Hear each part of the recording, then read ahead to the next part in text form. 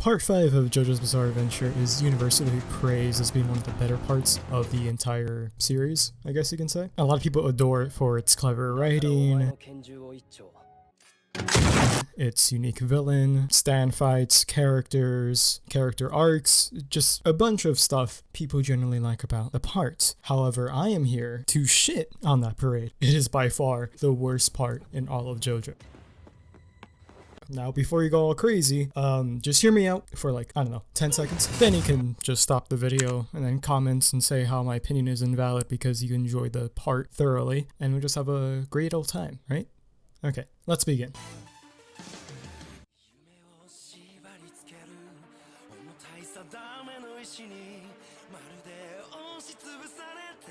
I want to address a few things going forward. Spoilers. Not for part 5, I mean clearly, yeah, obviously I'm going to spoil everything about JoJo in this video. Hell, I'll even tell you how part 8 ends. But I mean spoilers for this video. I don't think Golden Wind on its own is bad. I don't think that. I'm just saying compared to the other parts in JoJo, it's definitely the weakest part. Now before getting to its many flaws, I'll wager something. The things I enjoyed as to air out the fire of the hate from the fandom. I enjoyed the music. While Bloody Stream is still my favorite opening, Fighting Gold was a close second. Trader's Requiem is pretty good, and the overall soundtrack for this part is really well put together. I mean, this part in general just makes you feel like Italy. I like some of the characters, Bruno, and I like some of the stand fights, mostly because the abilities were weird and unique. Meanwhile, like, the main gang's stand abilities were just very basic, like gun stands and airplane stands. It was very interesting to see how they utilized their very basic stands and manipulated them to overpower their enemies in a very creative fashion. Okay, enough beating around. This is why this part sucks. Number 1, the main protagonist. Giorno Giovanna, or something. This is just a side note. I am terribly bad at the English language and pronouncing anything that is even remotely foreign, so... Buongiorno. Giorno, we'll just call him JoJo for now, because, you know, that's who he is, a JoJo. Sadly. Whenever somebody tells me that their favorite JoJo is Giorno, I always ask the question, why? And typically, the response is always something along the lines of, he's the perfect combination of Jonathan and Dio. Okay, I think there is quite a few pretty good reasons as to why Giorno may be your favorite JoJo. Best one being you haven't seen any other part. I'm not trying to say that he is a completely shit character, although that's what I'm going to prove in this video. But I'm just saying, one of those reasons can't be that he's the perfect combination of Jonathan and Dio. It just fundamentally doesn't make sense. And in order to prove that, I will go all the way back to JoJo Part 1, one of my favorite anime seasons of all time. All to explain why this makes no fucking sense.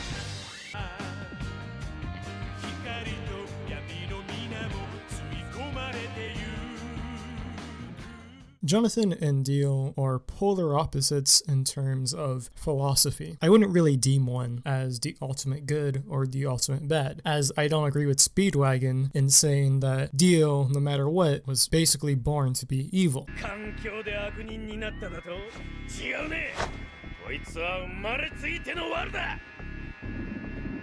Jonathan is the best of the Hamon users, while Dio is the best of the undead, or vampires, you can say, right below the Pillar Men. Well, how did they become the men they came out to be, or became? Because, you know, they're dead. Well, let's take a look at Dio, because I believe his backstory is the easiest to explain. He came from a very shitty household. His father was very abusive, and he lost his mother at a very young age. His father didn't care to feed him or practically raise him or make sure he was somewhat, you know, breathing. So Dio had to go out and fend for himself. He typically had to use a lot of his mental strength that he was genetically gifted with and his high intellect to outsmart certain opponents in gambling or in chess. Sometimes he would have to go as too far as to cheat in order to win, just to gain some money, which he was punished for, but hey, it beats not starving. This is important to know because in basic psychology, how you're raised and how you're rewarded rewarded by your behavior, the key indicator in showing what person you're actually going to turn out to be. For example, typically if a child breaks a dish, they're punished. Now, if it was a mistake, sure, that punishment isn't really that bad, but it's just to correct them, to make them know that their mistake is a mistake. However, with Dio's childhood, he was raised in this very harsh environment where cheating, lying, stealing was the only way to survive. So, of course, that's how he saw the world. He saw it as fuck your humanity, fuck your morals and ethics, they don't matter. The only thing that matters is getting ahead in this world. This is even made more evident once you realize that once he kills his own father, he is rewarded with luxury and riches, and he continues to bring the same mindset back to the JoJo household, where the story then begins. Enter Jonathan Joestar. Now, let me begin with saying at the beginning of the story, all the way to the end of the story, there is no way in hell Jonathan is a justice seeker, and he isn't a completely righteous person. Now, I think you can completely make the argument that Jonathan's actions throughout the story of part 1 are indirectly justice seeking and righteous in itself, but they're not directly righteous.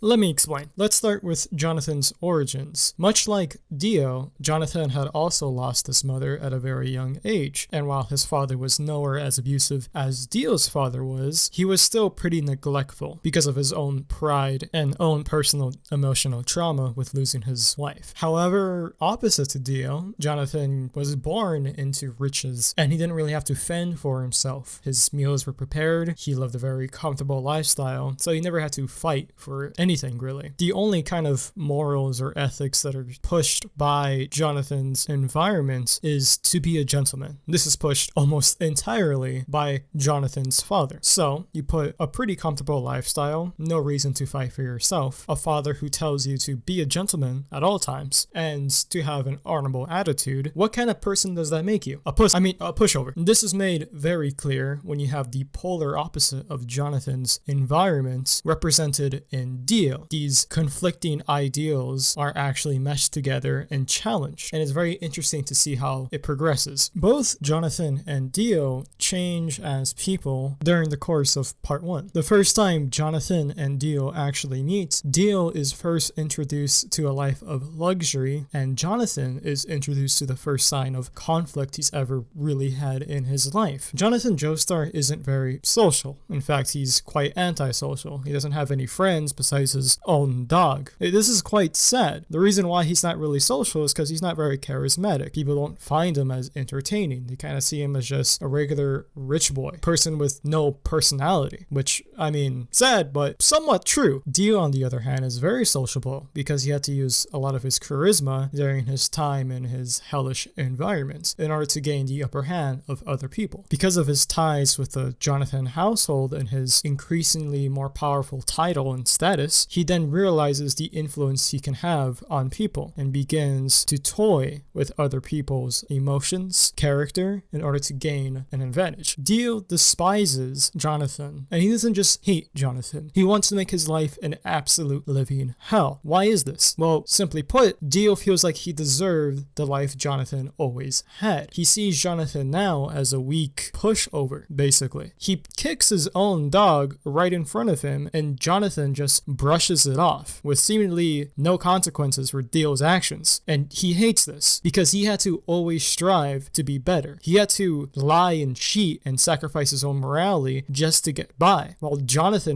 had everything, and he was no supreme man. He was, in Dio's eyes, weaker than Dio. And what does Jonathan learn from this? Well, he learns that his dog died ultimately by his lack of attentiveness. And no, I'm not victim blaming. This is made true in a future example, which I'll get to in a moment. Jonathan is now shown that he is ultimately weaker than Dio, that he has to live under Dio's shadow, and what he says goes. Dio is smarter than him, Dio is stronger than him, and he has won the favor of his own father. So, fuck, man. If that doesn't send you into a deep state of depression, I have no clue what will. And ultimately, Jonathan actually does. He continues to fall into a deeper state of depression and is unwilling to act on his vengeance. He isn't motivated by righteousness, he's just purely depressed because of Dio. Until Dio does one fatal act that changes Jonathan's character forever, and that is, he steals the first kiss of the first woman he ever loved. And this whole entire concept consequence of this part of this one scene is so fundamentally important in shaping the characters of both Dio and Jonathan, as it disproves Dio's previous theory that Jonathan is just a pushover, somebody that he can use and manipulate without any consequence. Jonathan, in this scenario, finds this horrible news out and what Dio has done, and fueled by pure rage alone, not righteousness, not justice seeking, and even if he does say he wants to redeem the honor of Irina, it's very evident by the animation alone that Jonathan is filled with rage. It isn't anything of being a gentleman. That is Jonathan's fundamental nature. He is a protector of the innocent, but he is also arrogant and easily filled with rage. This corresponds to a lot of future actions that we see later in the part. Jonathan doesn't want to stop Dio purely because it is a matter of justice and self-righteousness. He feels directly responsible for the monster that Dio became because they were stepbrothers. They were living together and they spent a large portion of their life in the same household. So when Dio rejects his humanity and becomes this vampire that starts poisoning all of JoJo's basic community and trying to rule over the world, then he feels directly responsible in saying that, well, maybe I could have stopped him. Maybe I could have done something different so that he wouldn't have directed his actions and his whole entire mentality to his future path. Jonathan, well, yes, I believe that it is righteous and it is to be a justice seeker if you want to stop a bad guy. Dio isn't just any supervillain. He is literally the brother of Jonathan Joestar. And yes, I know stepbrother,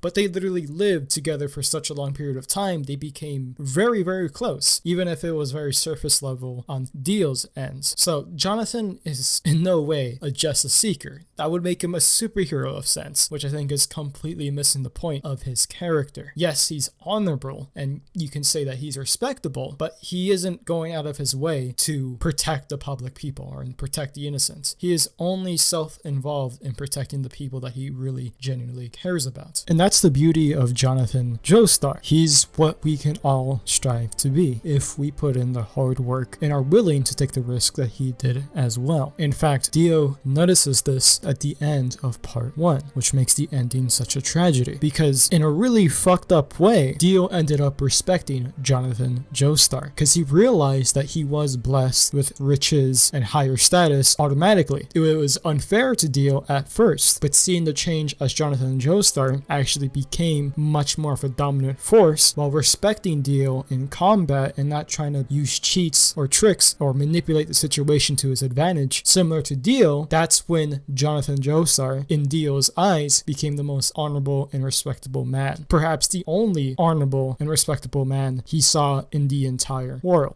I say respectable in a really fucked up way because he does want to kill him. Ultimately, Jonathan Joestar is an obstacle in his way. He's perhaps the only person who can bring down Dio during that time. But instead of just mercilessly killing him, he wants to kill him in the most painless way possible. Very quick, straight to the point. And he'll do it by obtaining his body, which his body is just physically the most dominant in the whole entire world. Jonathan Joestar, which is fucking jacks, man. Now, the reason why I'm going to this whole entire backstory of part 1, some of you may have already thought, what the fuck is his point? I've already watched part 1 and I agree to his points. What's the point? Well, my point is Jonathan Joestar and Dio can't really be a combination. It's a contradiction. Because yes, they both have strong wills and they're very strong and they came somewhat in the same household. Later in their life, they are complete polar opposites in philosophy. Now, let's take Giorno's bad childhood, for example, and compare it to Dio's childhood. Dio was born in a very harsh environment, like mentioned before. He had to lie and cheat and kill his own dad in order to gain an advantage and live and prosper. That's how he gets his supervillain mentality. Giorno, at the other hand, is abused by his father. Mother is not even there. And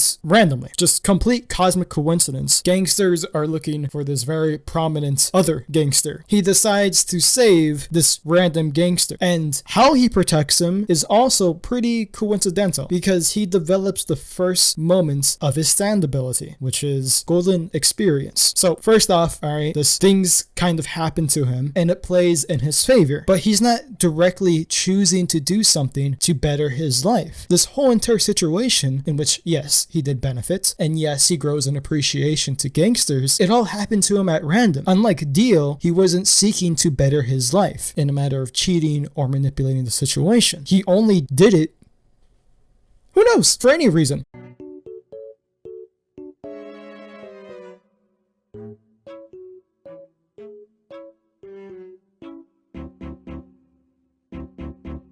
It's just one of those things that is just written in just so they can have a reason to respect gangsters. And by they, I mean Jurno. He's purely written for this out of nowhere. And that brings me to my next point, his motivation. Now, Dio's motivation is understandable to an extreme. Yes, it makes sense that he would have this kind of reward system where the more he cheats, the more he lies, the more he manipulates, the better his life becomes. Thus, we get Dio, vampire Dio, rejecting his humanity, fuck humanity, supreme, ultimate being. That kind of makes sense. Would everybody turn out that way? Probably not, but at least you can kind of see the motivation and how it relates to his origin. Now, Giorno wants to end the drug crisis in Italy, which is a pretty righteous dream. And a lot of people attribute this to Jonathan Joestar. But as I mentioned before, Jonathan Joestar is not a righteous person. I said before that the only reason why he wanted to stop Dio was because he felt directly responsible for the monster that Dio became. That's why he wanted to stop him. And yes, he did protect the people that he loved and were closest to him, like his father and his first love. That doesn't seem like just a righteous thing to do. Like, yes, it is righteous indirectly because he is saving people, but at the same time, he probably could have stopped Dio before and saved those people's lives who were going to die due to Dio's hand. So Jonathan Joestar is not a righteous person. And no way in hell did he have the dream of, oh, I'm just going to end the drug crisis in my community, or I'm going to end poverty, or I'm going to help feed the homeless. So why did Giorno pick this dream in itself? How does it relate to his origin? Simple. It doesn't. It doesn't at all. It doesn't relate to his origin story whatsoever. It isn't like his dad is addicted to heroin and cocaine, and that's why he abused them, so now he feels somewhat responsible for the drug crisis, and if he could stop it and help other kids, then boom, that's his dream. But there's no actual reason why this needs to be a drug problem. Why does he not care about the fact that gangsters are just murdering people or beating up people? That seems like a pretty big issue too.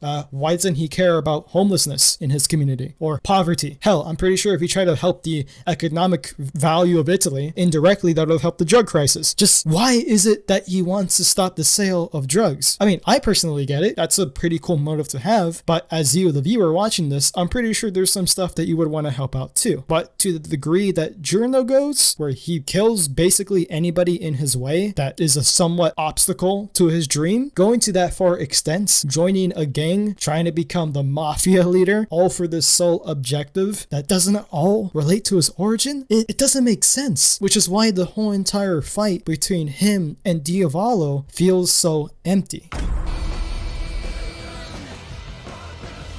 Diavolo is definitely one of the weakest villains in all of JoJo as well, which is definitely no small feat. I mean, I think every single villain in JoJo is written very, very well. I think Cars is one of the weakest ones, but Diavolo just beats him by a landslide with being the worst JoJo villain. There's something that always works for every JoJo villain, and I think for most anime villains and villains in general, and that's their origin story. Once you realize their origin, then everything else kind of falls into place. There's very few villains that you don't know their origin to. They just represent an idea. And those villains typically work out pretty well, if they're executed well. When it comes to Diavolo, his origin story is so weird, bizarre, convoluted. There's no relatability to it. He kind of just does anything for any real reason. He's just written to be the bad guy. So he's born in a prison. Okay, so far, giving me some Bane vibes, but he was born to a mother who wasn't really pregnant because there's like no way in hell she could be pregnant because she was in an all-female prison. So his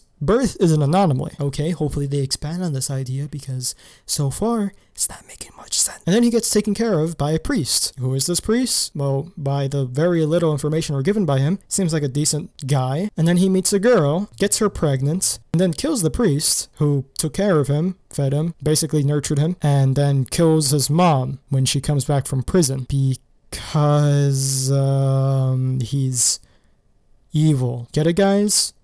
Diavolo, like the devil, Satan, he's bad because his name means devil. Okay, like I get it. And Giorno is the father of God, so he's like Jesus Christ.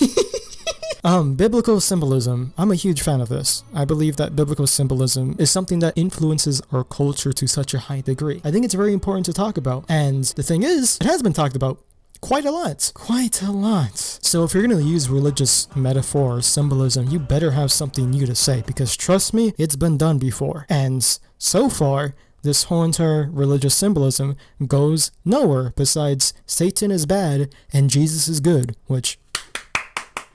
Thank you for telling me this. I didn't know this before. Okay, so let's just get rid of the religious motifs. Let's just pretend like Araki didn't somehow intend for that. Fans just took it out of context and came to that conclusion. Okay, let's put that away. Why is Diavolo evil? No, really, I'm asking you. Like, I'm pretty sure there's a couple of Part 5 fans listening here. So did I miss anything? Did I miss a part? Because I believe I was actually entirely accurate with Diavolo's origin story. And that the fact that his origin story is written to be mysterious doesn't make it any better. Just makes it more convoluted. He's evil to be evil. And he has a split personality because he just does. He's a crazy guy, you know? Crazy people have that. It isn't complicated. Split personality disorder can't be used in a very entertaining fashion at all. No. That's just too hard to write. Mental disorder? Nah, let's just say he has split personality disorder and have some guy make a funny noise and then everybody will just make memes out of it. Giorno's motivation doesn't really make sense. Doesn't respond to his past at all. And he wants to kill Diavolo because he killed one of his friends. But come on, man. You gotta go at least a little bit deeper than that. There's no actual duality when it comes to Giorno versus Diavolo. I mean, yes, Diavolo did kill a friend of Giorno, a friend that he knew for like about a week. Giorno, his life isn't really affected by Diavolo. Not really. I mean, yeah, you can say the gang is there, but the gang actually helped his life. So if anything, he should be thankful that Diavolo is there. It isn't until halfway through the show that Diavolo is shown to be a bad guy. Like, oh, he's bad. He tried to kill his, what was it again? Oh yeah, his daughter. That's when he got bad. But I mean, hell, he had subordinates that were willing to die for him. So obviously he did something right. And according to Bucciarati, I mean, hell, he was more than willing to serve his gang, besides the one little thing that he did, which was kill his daughter. Or at least try to. Even though Bucciarati didn't agree with the drug part of the business, and Giorno didn't agree with it either, they were still serving him. I mean, they wanted to overtake him, but in due time. It wasn't until Bucciarati, you know, the one causing the story to progress, actively seeked out to fight Diavolo. If he wanted to, he could have backed off. It didn't just happen to him, but he chose to do the right thing. Now, if Bruno was the JoJo of this series, I might have actually enjoyed it a lot more. It would have made a lot more sense, because I feel like there's more connection to Bruno and Diavolo than there is to Giorno and Diavolo. I mean, hell, Bruno gives him the one thing that can defeat Diavolo, the Requiem arrow. And oh boy, do I have a lot to say about this. Power-ups, transformations, and anime. They're inevitable. If you have some sort of show in anime, you're going to have a transformation scene. You're going to have a power-up scene. They're going to learn something. They're going to grow. They're going to develop. And that's a-okay. That's just fine. We're all here for it. It's cool. In fact, I think the original transformation scene that really inspired shonen anime was the Super Saiyan transformation in Dragon Ball. The reason why this worked is because it was so out of character for Goku, a typically docile and relaxed individual. The only thing that he really cared about is having a fair, honest fight. Got so angry when Frieza did this.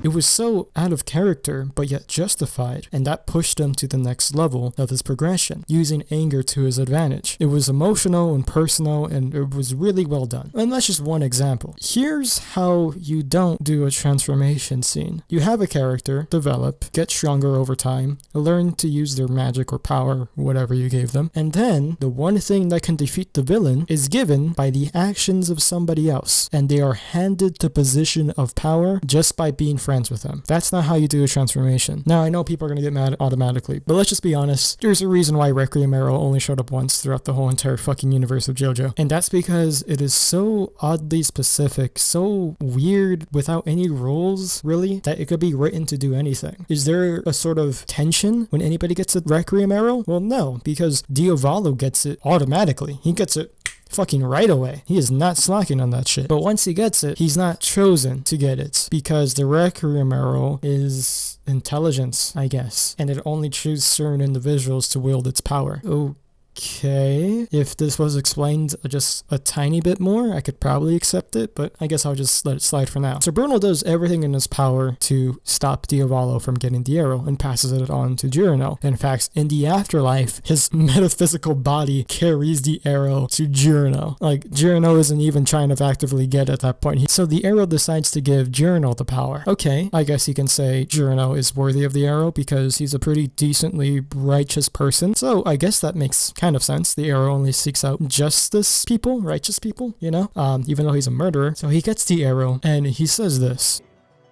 しかし実際に起こる真実に到達することは決してない You will never arrive at the truth. What the fuck? What does he mean by you will never arrive at the truth? Is this a mistranslation or something? Because this whole entire time, Diavolo is just trying to kill his daughter. That's the whole motivation. That's the whole part. That's the reason why this whole entire ordeal happens. He just wants to kill his daughter. What's the truth that he's seeking? Is the truth the Requiem arrow? Because last time I checked, he didn't just purely want the Requiem arrow because he wanted to obtain more power. I mean, the guy was already powerful and unstoppable already. He just found out that the Requiem arrow gave him a bonus. But the main reason why he wanted the Requiem arrow is so that nobody else can use it against him. And that's mostly his, I guess, motivation, is so that nobody can go against him. So what truth is he seeking? Really, I don't know. Like, I literally don't know. I'm not trying to be condescending, but I really don't know what they mean by this. And if somebody can actually make any sense of this, it would be much appreciated. Because